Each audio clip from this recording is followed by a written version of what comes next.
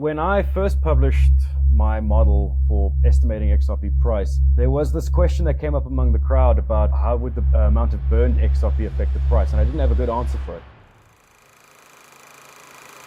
Today's interview, we have a scientist on the channel. Yeah, we got a scientist in who has created models for the price of an XRP token based on certain factors.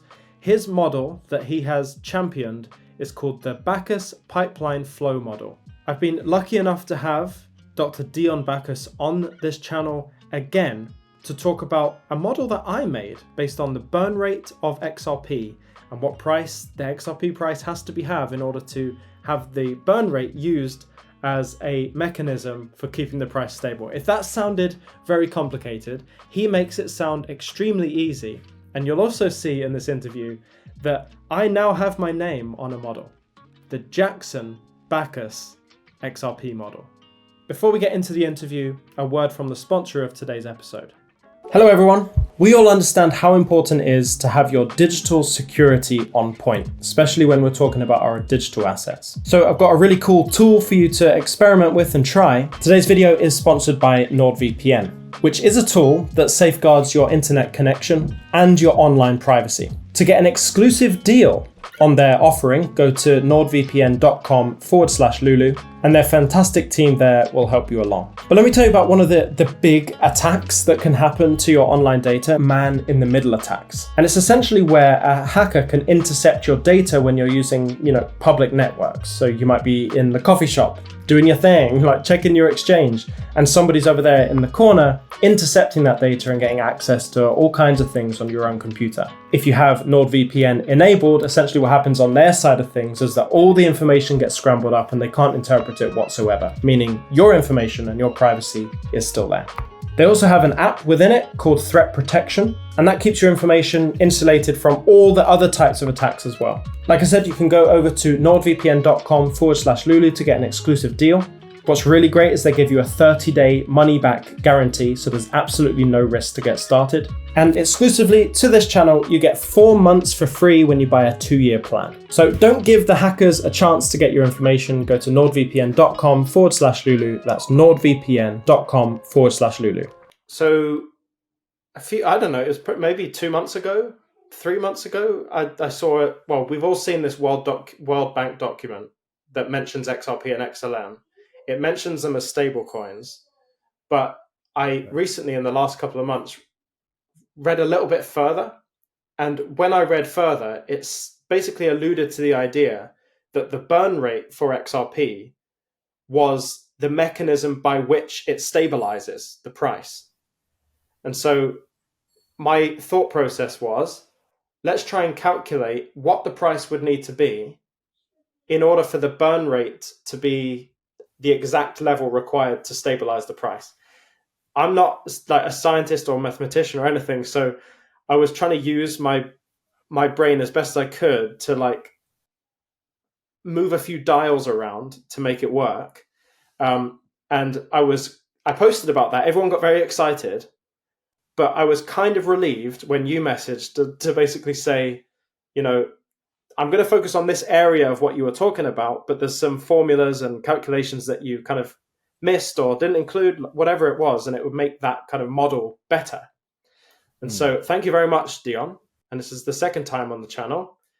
I would love to hear your update and upgrade to that calculation, and we can get a better idea of how burn rate might interact with the XRP price.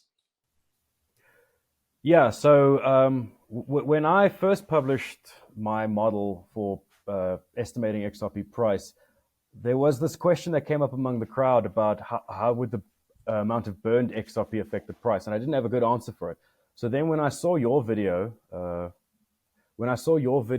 describing that burn rate, I thought to myself, okay, this is an interesting way of characterizing it. And there was one term that you included which had 3 values in it. You'll see in my Excel spreadsheet just now. And I thought to myself, that's really useful, because what we could do is take that component and put it within my larger pipeline flow model, which is actually quite a simple calculation, actually, when you boil it down, and you just literally subtract the burned XRP daily from that, right? So let me share my screen, and guide you all through that, because this is going to be a bit of a, I won't say math intensive, but kind of a screen share intensive. Let me know if you can see my Excel spreadsheet. All good. Good to go. All right. So yeah, I've affectionately described this one as, or named this model as the Jackson-Buckus XRP flow burn price model. In science, we always put the more senior person last, so that's why I'm there. Just so you know. And then I think flow burn is a nice way You to mean I'm describe not it, a 'cause we first scientist? You're a scientist in training. Yeah, I'm okay. teaching you.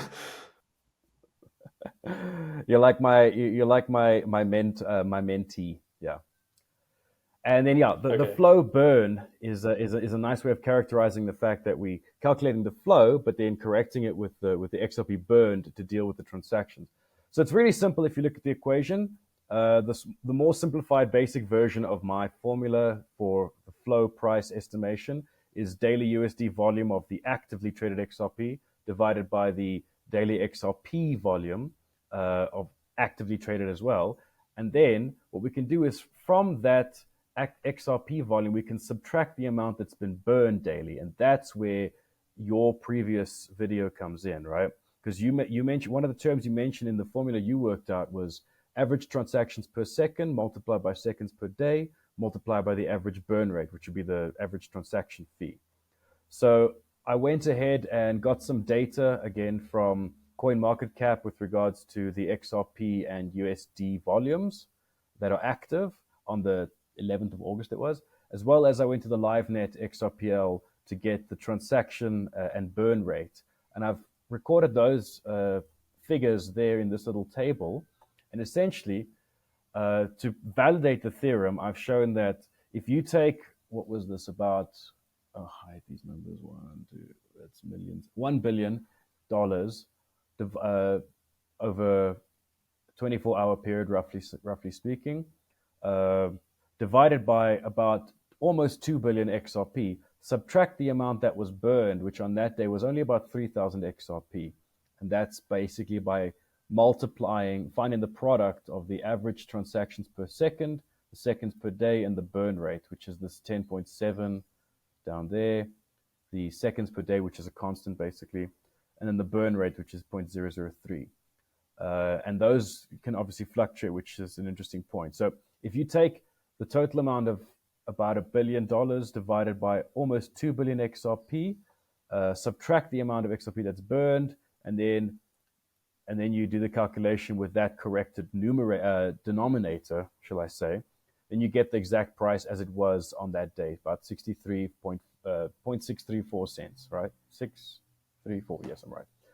So that validates once again the theorem, and it's interesting to me because I wanted to see what kind of effect the amount of XRP burned would have. So I said, okay, let's look at this big money example. So let's consider a more active XRP ledger where we've got about 7 trillion US dollars being transferred in a day over about 10 billion XRP tokens, right? Now, the base price estimate, which was my original formula, would just give you a rough price of about 700 US dollars. If you subtract then from that the amount of XRP that would be burned, according to, these are figures I made up, according to average TPS of 1,000 transactions per second and average burn rate of 0.1 XRP. Now, that's a very high transaction fee for the XRP ledger. So this is like sort of testing upper limit type logic again. And then obviously the seconds remain constant. That equals to about 8.5 million XRP that would be burned on that in that day, which is obviously a massive amount. So we're looking at like upper limits, extremes here. Anyways, that would only increase the price by about 60 cents, 60 US cents. If you were to have that much activity, that much burning of XRP, would only really increase the price by about 60 cents. So the interesting thing to note here is that if you had about 8.6 million XRP burned daily, that would indicate an incredibly overloaded ledger. That would be an incredibly busy XRP ledger, right? And it's obviously unsustainable because it would lead to about 3 billion XRP burned annually, which is complete madness. We'd run out of XRP then, right? So this would be unsustainable if it wasn't for the fact that, number one, higher XRP price naturally leads to fewer transactions because more value is moved per XRP. And that brings down the ledger load and the burn rate. So I guesstimated you might see more of a burn rate or transaction fee of 0.003 to 0.07 with like really, really large monetary amounts in XRP. 0.003 and 0.07 is in XRP, those two values there. And then the second factor that decreases the unsustainability is the fact that XRPL, if it's used for final settlement mainly, which is obviously final settlement is a particular pair of words that I've heard the IMF throw around quite a bit, right? Where basically regular user activity is more like accumulated through various extension apps and then settled via, I think they called it batch transactions. I think David Schwartz once mentioned something about batch transactions. But essentially you accumulate those through the day and then you settle them once at the end of the day. So like later or periodically, because it will obviously be like a daily type activity. So that will also reduce the load and prevent the XRPL from burning all the XRP up. So that means the bottom line of what I'm trying to say here, this is an upper limit and it only moves the price up to about 60 cents. So what this mainly proves is that the amount of XRP that's actually burned to maintain the security of the ledger, because that's really what the fee is about, actually doesn't really have an effect on price. And we can validate and prove that now with this maths. And essentially, 1,000 transactions for final settlement and specialist on ledger activity. When I say specialist on ledger activity, I'm actually referring to people that would just hold XRP directly and not necessarily work through banks, because obviously the XRP ledger is a public good, so anybody will be able to access it. But many would probably prefer the features of the XRP through businesses, through banks, through apps, and those kind of things. But there'll be us crazies who want to work with the ledger directly. We are the specialists on ledgers. And that basically means that specialists on ledger for high value activity in the presence of XRP being used mainly for final settlement, it's basically 1,000 transactions per second is just not that likely, I think. So yes, basically the bottom line that I'm trying to show you is that in fact the burn rate won't really have a massive effect on price, at least according to how I perceive it and can calculate it. And then finally, this opens up another interesting discussion because I like to try and model and project these things, with those nice curves in the video I did with Molly. We obviously have the daily XRP and daily USD volume, which we can model according to like linear or exponential or rarefaction or whatever else kind of curves people can come up with. But this adds two additional terms that we can try and model, although they probably would have a negligible effect, but it might be interesting to understand more dynamics for how the ledger will actually work in the presence of various activities. You can take the average transactions per second and estimate that might behave in a linear or maybe a stochastic or even a cyclic, like maybe think of like a sine wave, because as the earth rotates and people do business, it has a cyclic nature to it. So you would obviously, that would be more pronounced if you only got the XRP ledger working in North America, but this is obviously a global feature. So the cyclicity may be smoothed out, which is why I added space for a linear or maybe more like a random kind of model that you could apply to that parameter.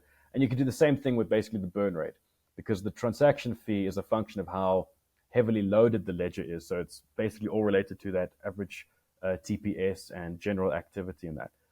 But yes, the bottom line is, according to what I can logically deduce, and I obviously invite any comments, any criticisms, any advice, anything, suggestions from anyone watching this video. If anybody has another way of looking at how burn rate might affect the price of XRP, I'd be more than happy to discuss that with you. But from what I can see, even at a sort of upper level of activity, 1,000 transactions per second, and a very high XRP transfer fee, you'd only bump up the price by about 60 cents. That's in the presence of $7 trillion US and 10 billion XRP. So yeah. Very good. Very good. I think what the any backlash that I got from that my calculation was people who didn't understand that what I was proposing was a very hypothetical situation, and that hypothetical situation was if burn rate was to be the stabilizing effect, what would the price have to be, and how much money would have to flow? Right. How would you batch the transactions? That was more the thing. I wasn't making a calculation. It was more like if, and I really like those thought experiments. But I think it is important, and it's the suspicion that we all have is that burn rate doesn't impact the price, right? And you've clearly proven that, even with like the burn rate being multitudes higher than what it actually is, it still couldn't budge the price that much. But the question, I guess the question even still remains: what would have to happen for the burn rate to be the stabilizing effect? That's I think it's probably it's probably unreasonable to even ask that question, because the answer is probably not. I don't even know what metrics have to move or what dials have to shift in order for that to become a reality. What the likely outcome is that the World Bank used the wrong word, or we're reading too much into. Yeah, that's what you think, right? I struggle to see how burning XRP could stabilize price. I struggle to see an interaction there. Maybe I'm not seeing it, and I'd love for somebody to explain it to me if I am missing something. But I struggle to see how that would stabilize it. For me, the main idea of what stabilizes price is supply-demand interactions.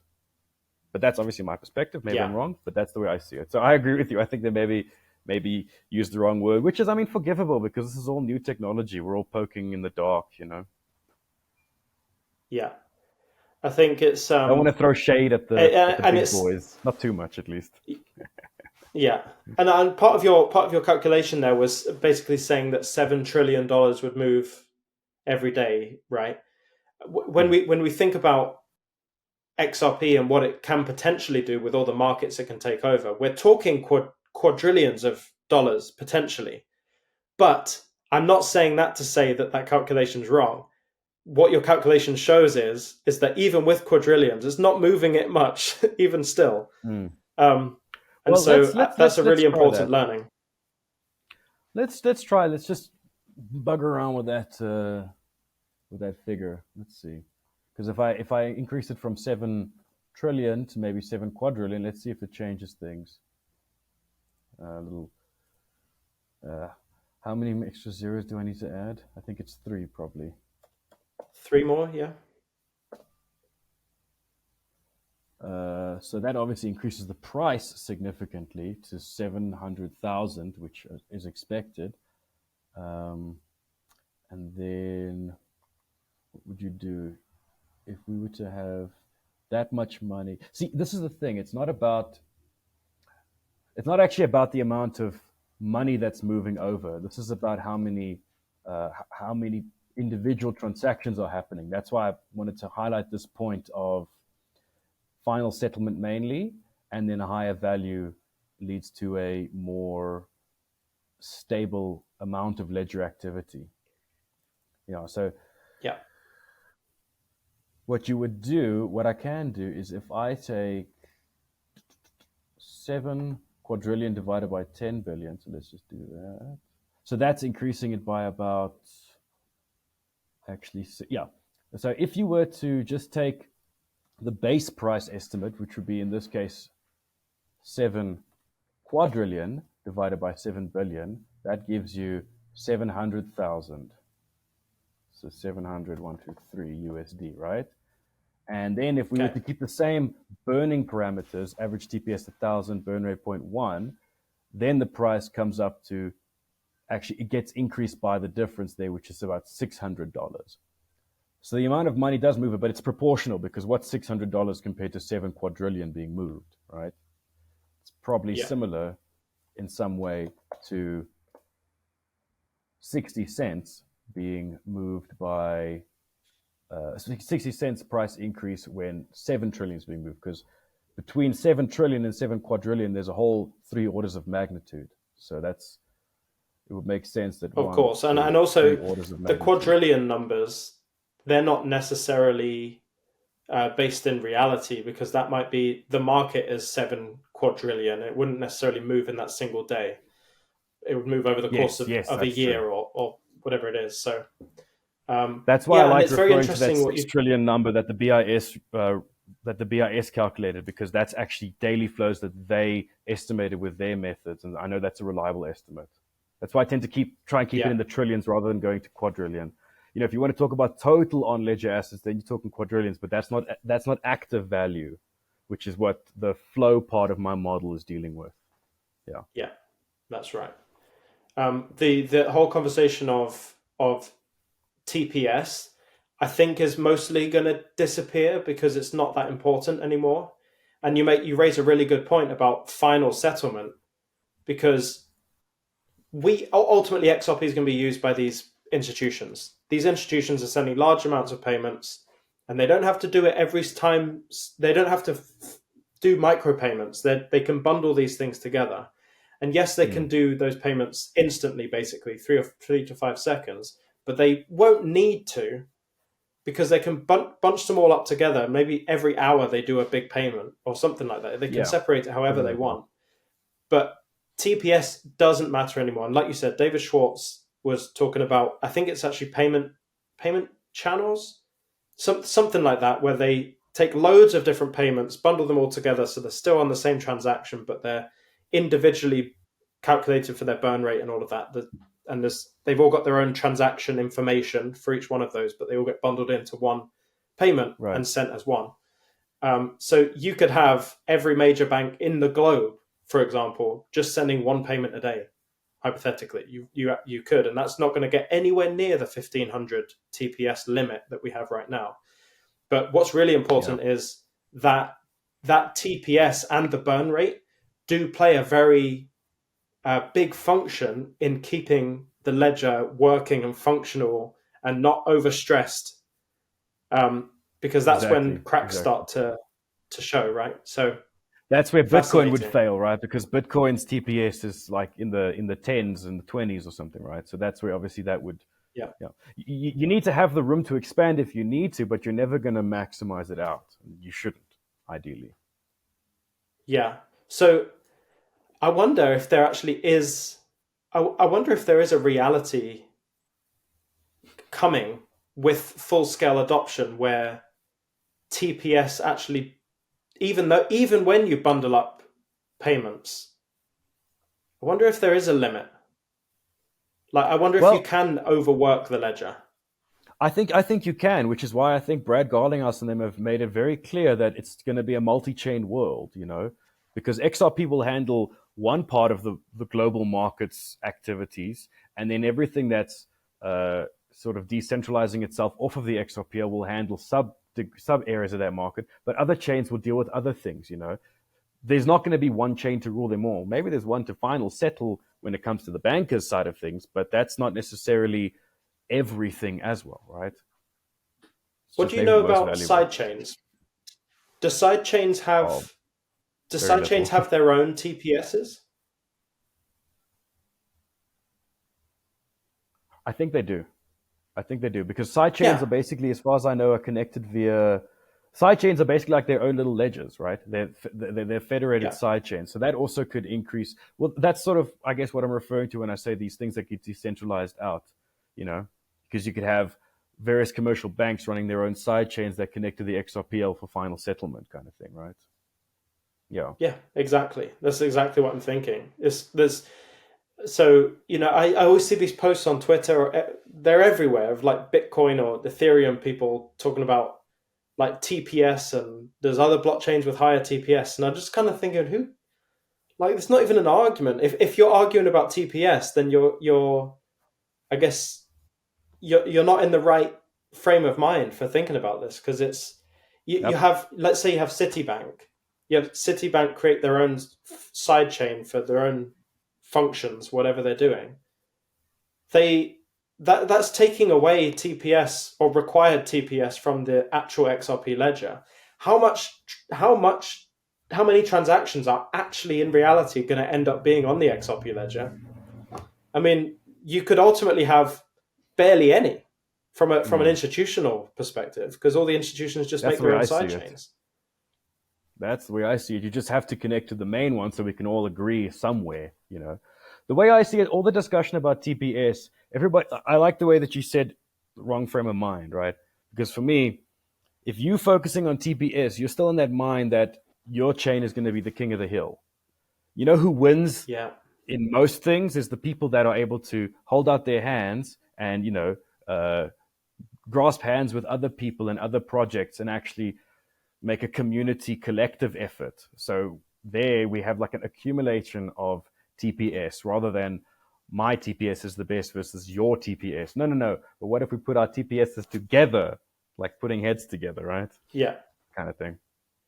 yeah, absolutely. Yeah, I like that. And the multi-chain world is certainly where it's going to be.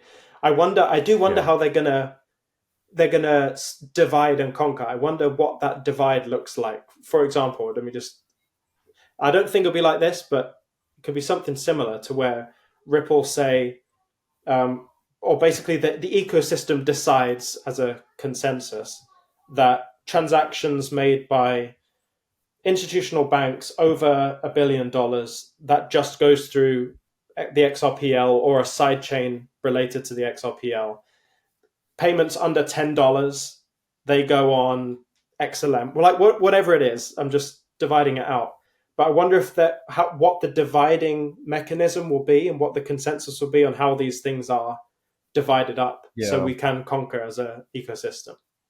I think that's a good question to ask. A good thing to think about. My first response would be divided by like type of activity, so like market sector. But maybe I mean there may be better ways to do. Like you're talking about dividing it up by value of transactions, which is another like that's the whole XRP XLM argument, right? That they're going to have Yeah, different amounts of value being transferred. I think another approach to use would be, the fishing industry has this chain, the agriculture, forestry industry has that chain, social media businesses have this chain, that kind of thing. yeah. Sort of divided I up by do. activity. Yeah, I was trying to pick holes in that mentality by industry, but then the same holes that I would be picking in your argument is the same I would in mine. Like what I was thinking Which is was like what? you can't have like trade, for example, shipping ports. The all the technology that has been pointing towards XDC doing the trade finance, like the electronic trade, for smart Mm, contracts and basically letting you know. But then in the shipments, there needs to be like Internet of Things type blockchains work in there, like IOTA maybe, because you need to track the shipments. So mm. I maybe I'm answering my own question, and I think I am. There's no one blockchain that's just going to exist in any sector. Like there will be institutions, large banks that will use, let's say, XLM and not XRP, not because XRP is not the best or anything like that, or But the that way I see XLM it, is going Internet to of do that. Things, just using Internet of Things as an example, and if you're tracking medical supplies, for example, those aren't necessarily money. And that's the way I've always seen XRP slash XLM. Those are the money blockchains, Yeah, and their industry is money. Whereas there's other yeah, industries that may have a monetary component, but money isn't the main thing. And Internet of Things, obviously tracking. I mean, Quincy Jones once talked about this really cool idea of tracking cars using self-driving cars, being able to track their locations using a blockchain type system. That could be very interesting, but that's not necessarily money. There may be a money component because maybe there's fuel that has to be calculated and wear and tear or something.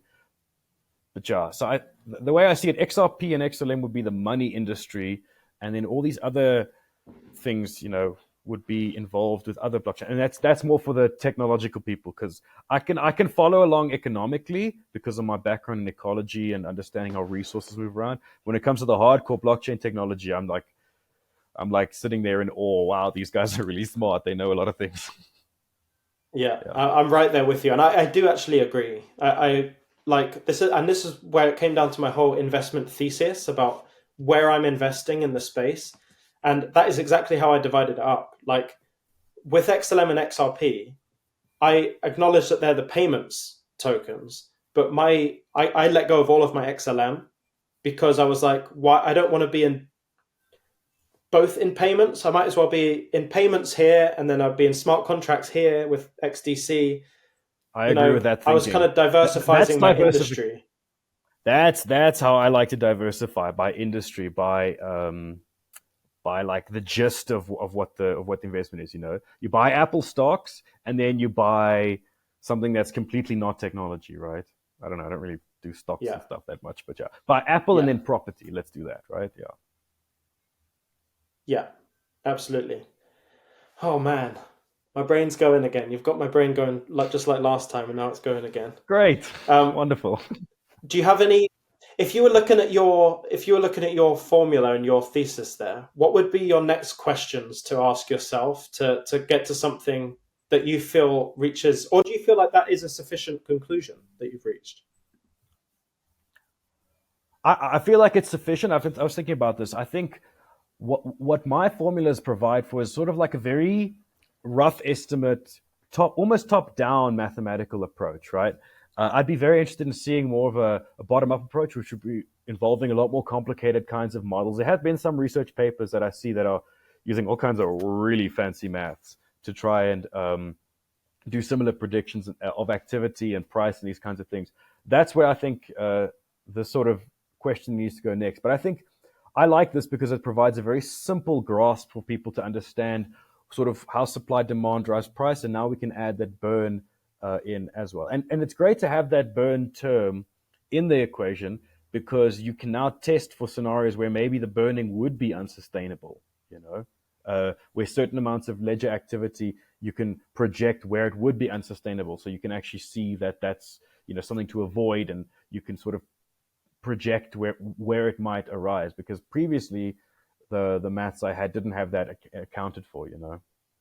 But I think basically, if I'm to describe it, top down versus bottom up, and I think we need a bit more like complicated, stochastic, weird, funny mathematician models to get in there. Because I mean, I know maths a little bit, but I'm not like a mathematician. I'm a biologist. So yeah. Yeah. Fascinating. I've loved dabbling into the math side, although I'm terrible at it. But so I appreciate you giving me the opportunity to not just have this conversation and to embellish on the work I had done, but I also have a model partly named after me now. That's crazy. There we go. I'm so happy to have my name alongside yours in this. So never would have imagined that would have ever happened, but here I am. I need to go and tell my old math teacher. Yes, tell them. Well, the way I see it, you deserved your name there, because that 3 term, when I watched your video, that little tripartite term there, I thought to myself, I can see that he's thought about how to calculate daily XRP burned using his own applied reasoning.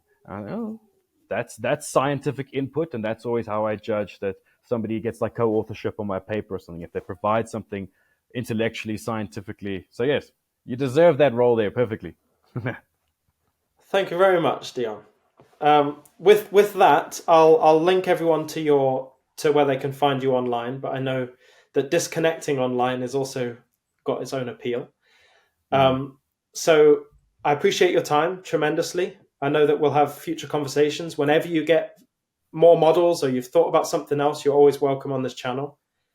Thank you very much. Thanks, Lou. Have a good one. And cheers to everyone watching. Thank you very much. Rock and roll. If you haven't already, please consider subscribing to this channel for more interviews like this and more XRP related content.